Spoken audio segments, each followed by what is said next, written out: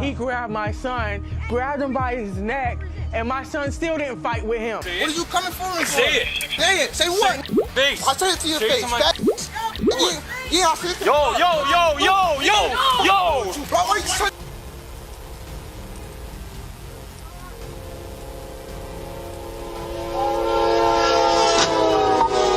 Put it down. Governor's rule, you can't have any more alcohol after 11. Police officer is sitting in prison even after a judge said his trial was full of holes. The officer was convicted for killing a man in 1996 who he believed was about to strike his father on the head with a baseball bat. In 1997, a horrifying case of police brutality took place in Brooklyn, involving Justin Volpe and Abner Louima. It all began when Louima was arrested at a popular club in East Flatbush following a fight. Volpe mistakenly believed that Louima had punched him in the head, although it was someone else who did so. As Louima was taken into custody, Volpe physically assaulted him in the police car. The violence didn't stop there. Upon arriving at the station, Volpe and another officer continued to beat Louima inside the Brooklyn 70th Precinct station house.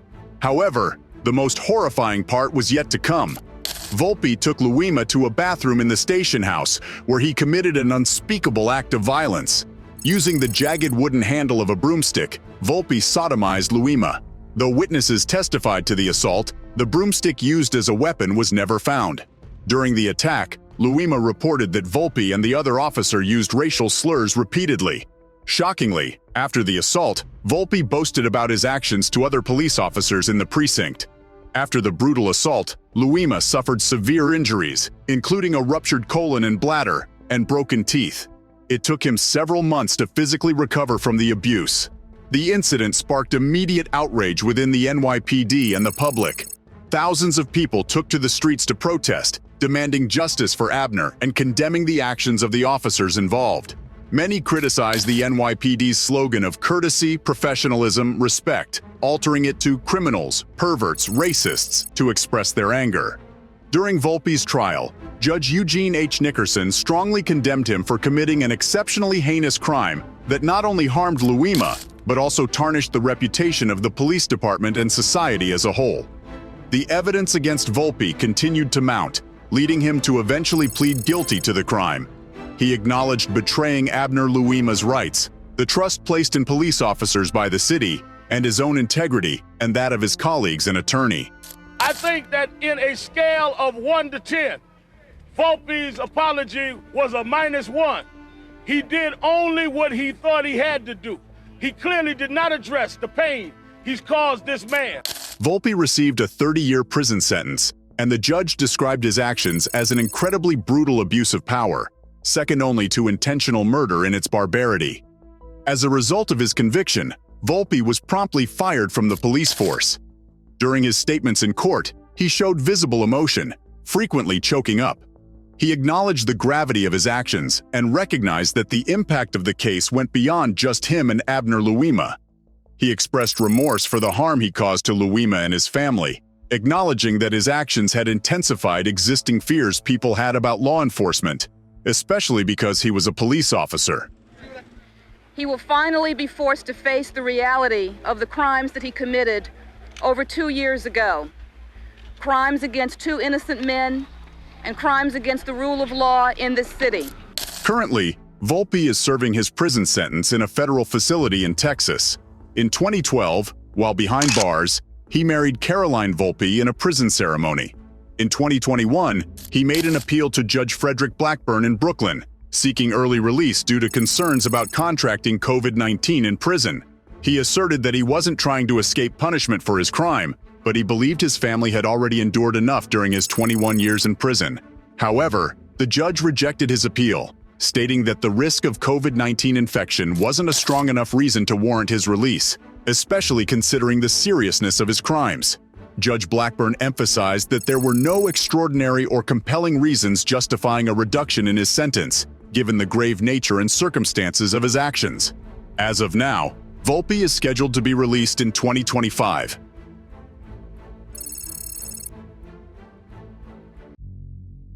We are learning much more about the couple found shot to death in a parking structure in the 2100 block of Scholarship in Irvine. In February 2013, Christopher Dorner caused fear and panic among Southern Californians for 9 consecutive days.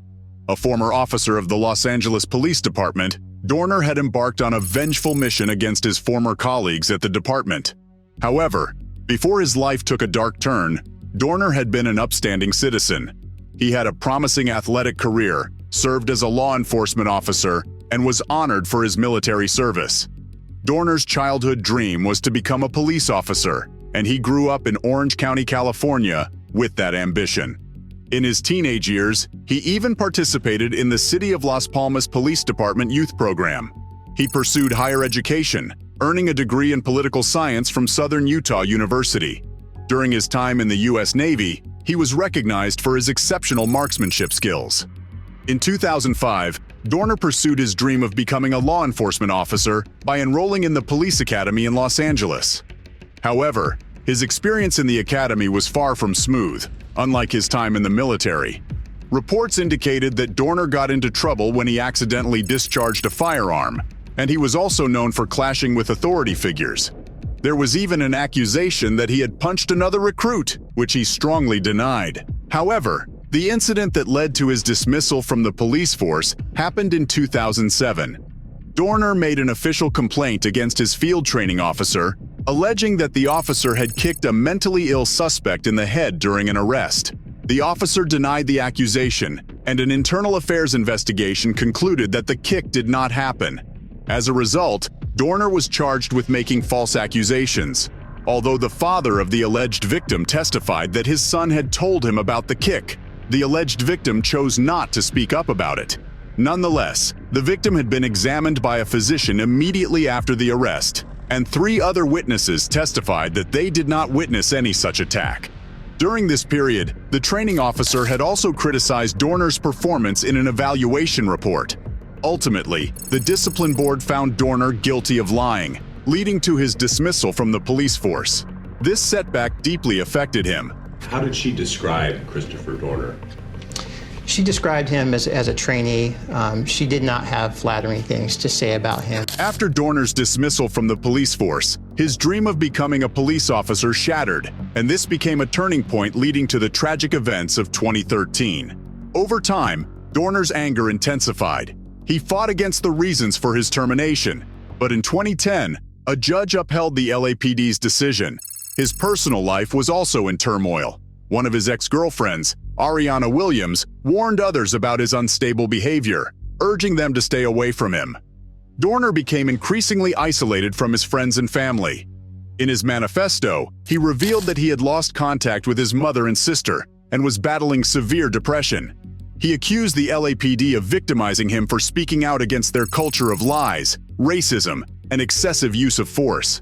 He demanded that his name be cleared, stating unequivocally, "I want my name back, period. There is no negotiation." Tragically, before his manifesto became public, his violent rampage had already begun. The suspect is still outstanding and are using caution. On February 3, 2013, Dorner shot and killed Monica Kwan, 28, and Keith Lawrence, 27, who were engaged to be married. They had no association with the LAPD, but Kwan's father had served as Dorner's representation during his disciplinary hearing. In Dorner's distorted mindset, this fact made the couple a valid target. He expressed his twisted beliefs, stating, "I never had the opportunity to have a family of my own. I'm terminating yours." Right now, police are trying to figure out who killed this couple and why. In the days that followed, authorities provided protection to more than 50 families, including several who were connected to Dorner's former police department colleagues, against whom he had vowed vengeance in his manifesto. Dorner didn't stop his killing spree. He shot and injured 2 police officers who were assigned to protect someone mentioned in his manifesto.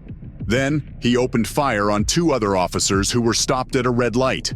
Tragically, Michael Cain, a father of 2, lost his life, and the other officer was left in critical condition. The police initiated a large-scale search operation and offered a reward of $1.2 million for Christopher Dorner's arrest.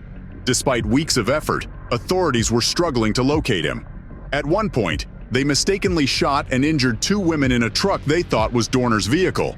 Eventually, they were able to trace Dorner to a condo in Big Bear Lake, a small town 100 miles east of Los Angeles.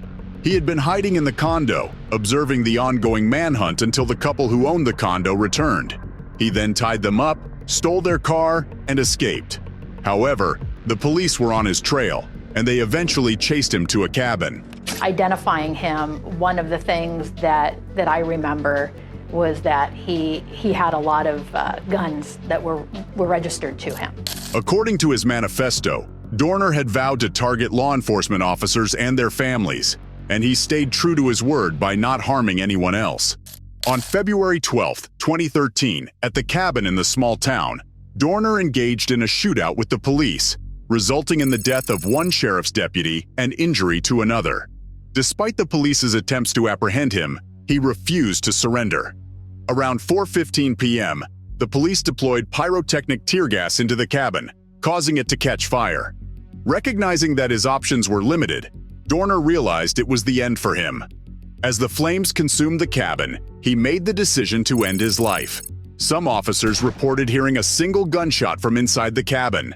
The standoff came to an end. Street is the Bear Mountain parking lot, and that's where the Sheriff's Department had its command post for its massive manhunt and search over the past few days. And if you walk with me here, we're just a few hundred feet away from this set of cabins, and this was where Dorner was in fact holed up over the past few days. 2 days later, a medical examiner confirmed that the burned remains found inside the cabin belonged to Christopher Dorner. However, it appeared that Dorner's manifesto had resonated with some people in LA, particularly among minority groups who had long experienced injustices within the policing system.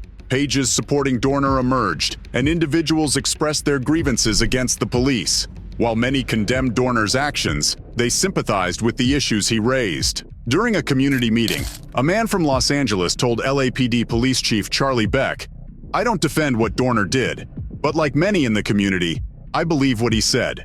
Even the LA Police Commissioner, William Bratton, acknowledged the public's growing mistrust of law enforcement. He announced a re-examination of Dorner's firing while the manhunt was still ongoing, stating, "I do this not to appease a murderer, but to reassure the public that their police department is transparent and fair in all the things we do." Renford Reese, a professor of political science at California State Polytechnic University, emphasized that dismissing Dorner's actions as those of a crazy person is not enough. Reese acknowledged that Dorner was a murderer and had done wrong, expressing grief for the victims' families. However, Reese believed that Dorner's actions were a result of various systemic factors in institutions such as education, the military, and the police, which had contributed to creating a dangerous individual. The police officer was fired after making threatening remarks to a veteran in this manner. What's going on with you today? Nothing. I'm just standing on the street corner talking to this guy I just met, and all of a sudden you're pushing me down and being real physical with me. Yeah, you know why? Then, just as the cop was about to explain the reason things got physical, he decided to order the veteran multiple times to lower his voice, threatening him with going to jail. You know why? I don't understand. No, I don't know why. Lower your voice. Lower your voice. Really? Okay? Do I have to do this? Yes, I'm telling you the voice. Okay. Listen to me. Because I'm going to tell you one more time. I'm going to tell you one more time and you're going to go to jail. Is that right? Lower your voice or you're going to jail. He then proceeds to ask a classic question, asking for his ID. Do you have ID on you? Huh? Do you have ID on you, sir? Yes, sir. I sure do. People not following my either. Okay. Can I show you my ID? Then they get into an argument about personal space. And when they're discussing the problem, the veteran seems to be getting closer and closer to the cop's face. When you walk up to an officer and you get that close to an officer, it is not good. Why? Because now you're in my personal space. So I am telling you to back up. And when you don't back up, for you, yes, when I give you an order, right? Because when I give you an order, because you're on a power trip. Because when I give you an order, is that right? Because when I give you an order and you don't follow it, that's what happens. I told you back up and you didn't. I told you back up again or I'm going to sit you down and you didn't. So I sat you down. That's how it works. Do you understand that? Yes. Completely shocked with what he's just witnesses, the veteran just stares at the cop, speechless. On this occasion, we see a police officer and his colleagues harassing innocent teenagers. Put your hands behind your back. No. He didn't do nothing. I did my own. I can stay right here. You gotta get off the street. No. I understand, but you cannot do nothing to me. You gotta get off the street. I get your foot. Nothing. Because that is my brother didn't do nothing. After the chaos erupted in the middle of the road, the cop starts pressing the man, and the man responds. And then, things got physical. Cam, shut up, Cam, shut up. That shit really got me mad, bro. Shut up, Cam. What are you coming for? Say it. Say it. Say what? Face. I say it to your face. Yeah, I said it to Yo. Bro, why you tricking me like that, bro? And I got you on camera. And I got you on camera. You too. Let's go with you, bro. Let's go. You got him, bro. Just go. Kill you, nigga. Just go. That's my fault. That's my fault. Can I get my phone, please? All y'all I didn't put nothing in y'all. Who was that? That was Marion. As a consequence, they were suspended without pay. You got alcohol, put it down. Put it down. Governor's rule, you can't have any more alcohol after 11. Sir, if you drink that, you will go to jail. Go out, leave, let's go. Now, your hand was on it, sir. As you can see, the officer was already visibly agitated, and shortly after this, the situation escalated. Speak freely, you got my attention now because that's what you wanted, so speak freely. My issue is you talking to these people of color as if they are less than human. The people of color, the gentleman right there that called me a I never called you that. Actually, you did. It's on body cam, so try again. No, actually, I Try again. I've never said that a day in my life. Yes, sir, you did. You got mad because I told you couldn't drink your drink, so you called me that word. So there was a problem, because the officer didn't allow the man to drink his drink, and he called him a very specific word he didn't like on bit. You want to say it again? Yeah, actually I do. Say it. Why? Because all you're doing is calling me ignorant. He can say it to me, but I can't say it to him. White. Right. You're white. Who cares what color I am? He called me a word. It's a racist word. It's not a racist. I said he called me that word. Nobody was called that. Use it. You can't use it. I can't use it. The officer who was using racial slurs was eventually arrested. Next, we have a police officer who had the audacity to grab an unarmed 17-year-old by the neck and forcefully push him onto a car. He grabbed my son, grabbed him by his neck, and my son still didn't fight with him. Ann Arnold said the proof is in this video. The officer with his hands around her son's neck, telling the 17-year-old to put out his cigar. When he doesn't, you got a problem with me? You got a problem with me? The cop then tells the teen to show his hands. It's glistening. Right, you understand that?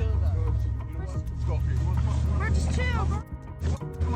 Hey, don't resist. Don't resist. Dude, I'm trying to break now. Oh, hey. The 17-year-old was charged with resisting an officer without violence. That was unnecessary. Why would you use force when he's not doing nothing? He's not talking crap to you. He's not in your face. He's not hitting you. This officer was later fired from the police force and charged with assault.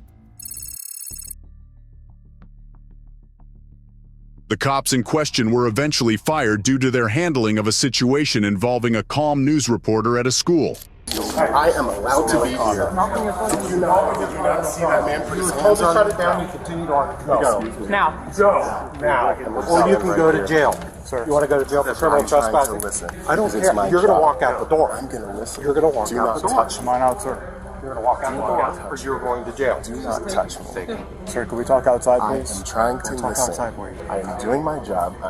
This is covered by the First Amendment. A man then steps in and orders the news reporter to leave the building, and the situation gets heated. Excuse me, sir. I'm the building supervisor here. Please leave. There you have it. You're going to stand outside. You are. Or you're going to jail. Let's go. Let's go. Come on. Out. You're under arrest. Excuse me, sir. Stop resisting! Stop! In this case, there was an incident where an officer faced what was likely the largest lawsuit filed against her. Hey! Lift your hands up. Lift your hands up. Okay? Turn around. Turn around. Turn around! Put your hands up higher. Keep your hands up. Keep coming back. Keep coming back to the sound of my voice. Keep coming back. Keep coming back. Keep coming back. Keep coming back. Stop right there. Get down on one knee and then the other. I got cuffs. Go ahead. Good? Keep your hands above your head. Don't move. What's going on? Why am I here? We'll explain everything in a second. The woman clearly doesn't know what the heck is going on and continues to ask questions. No one else is in the truck, sir. Can I please get my cell phone? We'll get it for you. Don't worry about yourself. Please. Where are you taking me? We're taking you to the car. Come on. Why? What? Do you have anything on you that's going to poke me, stick me, hurt me? No, ma'am, but can I please get my cell phone? We'll get your cell phone in a second. Is there any weapons in the car? Ready? No, ma'am, there's nothing on. There's no weapons in the car? Can I get my cell phone? I will get your cell phone for you. Take a seat. The officers then approach the vehicle, assuming there's somebody in there, ready to shoot at any given moment. I got your right shoulder. I see a car seat. Clear. Okay, let's get the bed.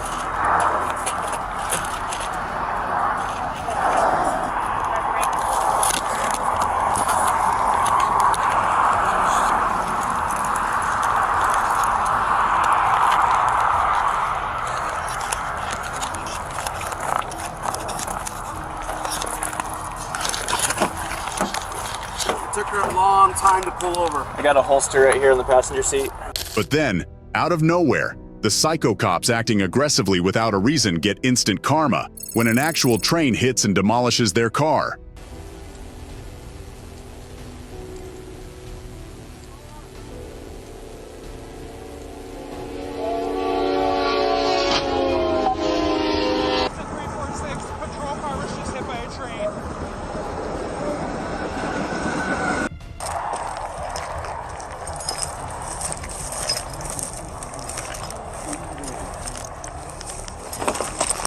Watch the fence. Who would park their car on a train track? The officer claimed she didn't know the suspect was in the car, but she got fired as a result.